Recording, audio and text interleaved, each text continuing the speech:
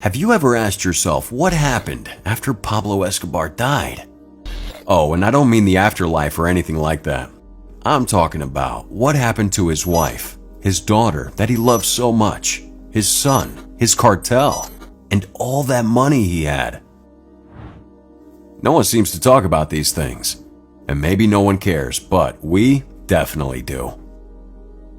So if you're just like us and you want to find out, well then buckle up, because we're taking you on a trip to Medellin, Colombia, to unravel all the happenings that came after the death of Pablo Escobar. Arguably the wealthiest drug lord to ever walk the earth. You don't want to miss this one, so sit tight and let's begin.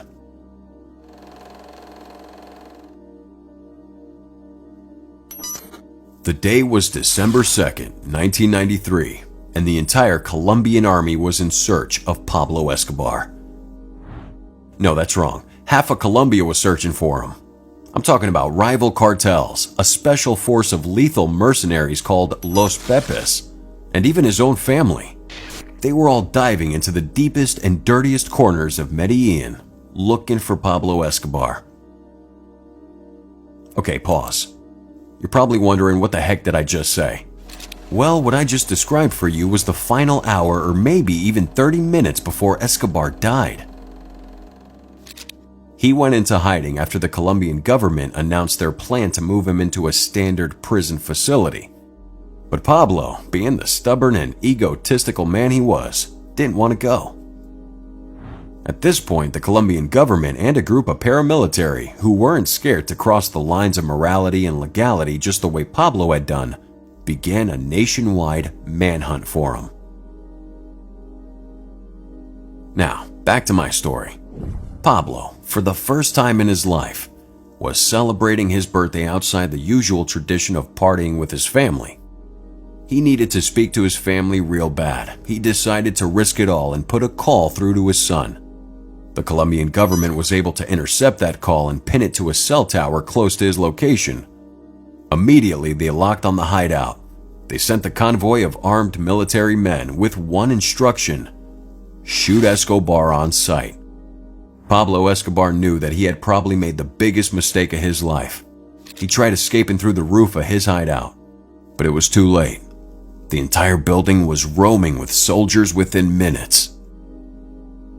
That, my friends, was how Pablo Escobar was found and eventually killed on a rooftop like a rat, with his most trusted bodyguard, El Limon.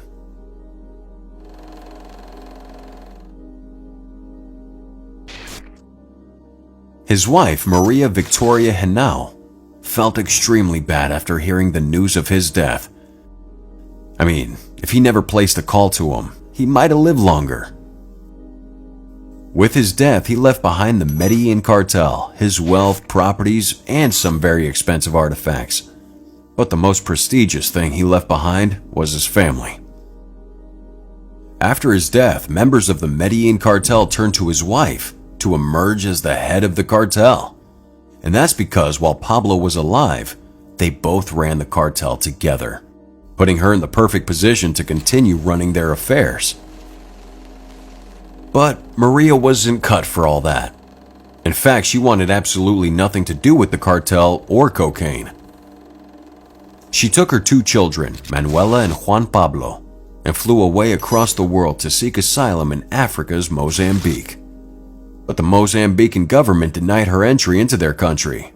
So did the Brazilians and the Germans. No one, absolutely no one, wanted anything to do with the Escobar family. Through a few connections, she was finally able to gain entry into Argentina as a tourist. When Maria and the children entered Argentina, no one knew them, which was a good thing.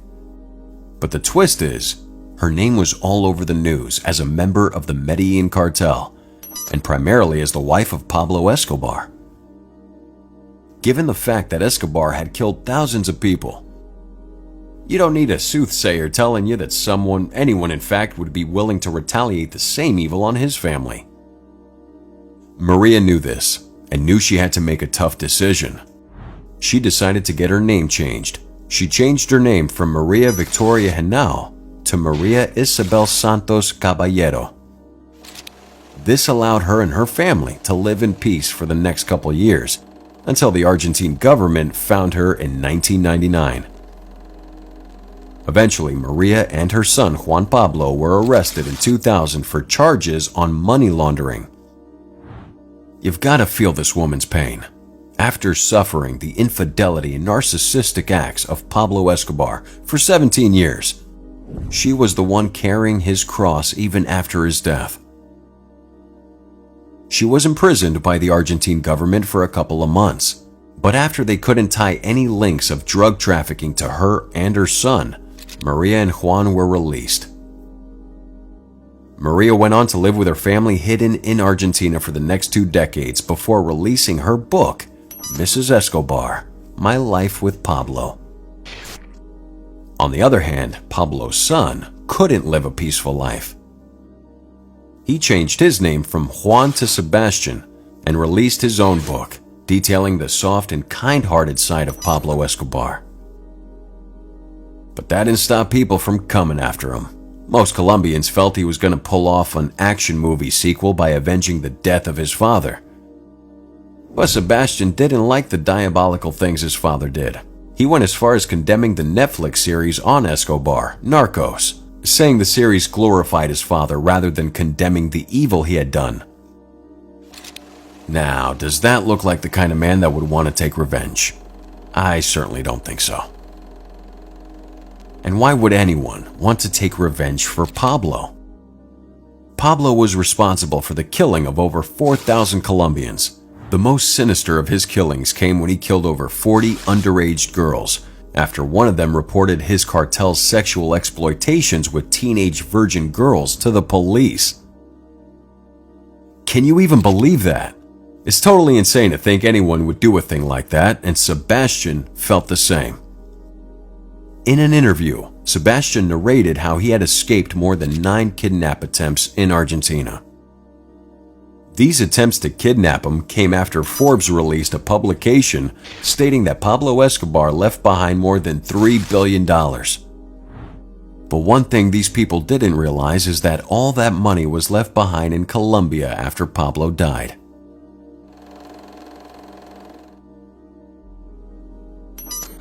That's right, Pablo's $10 billion mansion. The luxurious prison he built for himself, called La Catedral. And several other properties he owned were all left rotten in Medellin after his family fled the country. He had billions of dollars he couldn't take to deposit at the bank, so he did a different approach to store that money. I'm talking about stuffing millions inside his furniture, burying it underground, and just putting them in places that I bet Pablo himself couldn't even remember. But hey, that's what happens when you're the wealthiest drug dealer on the earth. In his prime, Pablo was responsible for 80% of the cocaine in America.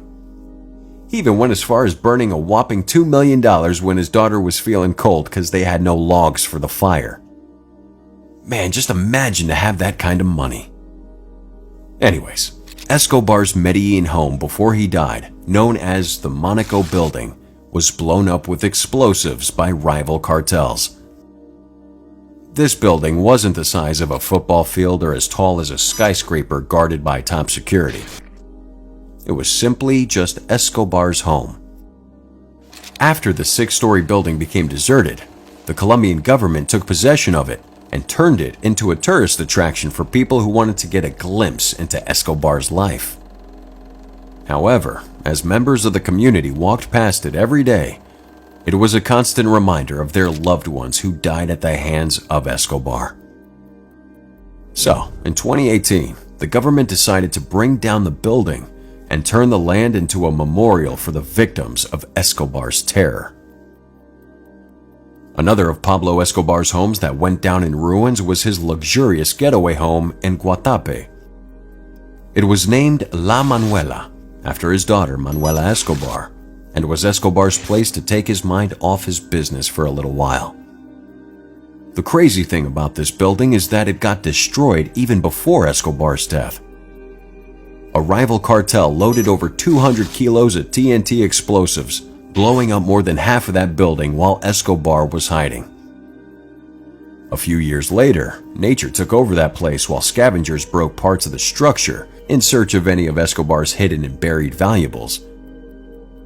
While we really have no idea if they had any luck, I gotta tell you right now that the biggest of Pablo's properties that he lost after he died was La Catedral. La Catedral is the name of the billion-dollar prison he built and customized for himself. It had a casino, a spa, a football field, and other luxuries that totally separate it from its purpose. But after Escobar's death, La Catedral turned into La Treasure Island. Nearby residents trooped in and out of that place, scavenging for anything they could find, and from external sources, millions of dollars were actually buried and stashed up both inside and outside of the building's area. But when all that gold digging was done, La Catedral was eventually abandoned until a group of monasteries called the Benedictine monks took over the building and turned it into a holy place of worship and a memorial for the victims of Escobar's works.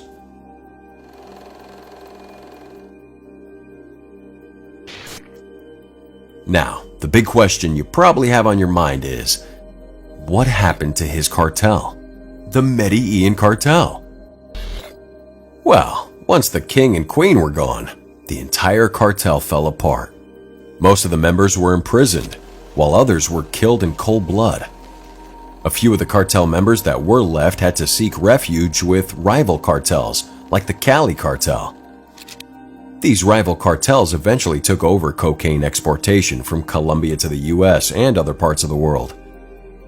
But not all of Escobar's fortune was looted or deserted.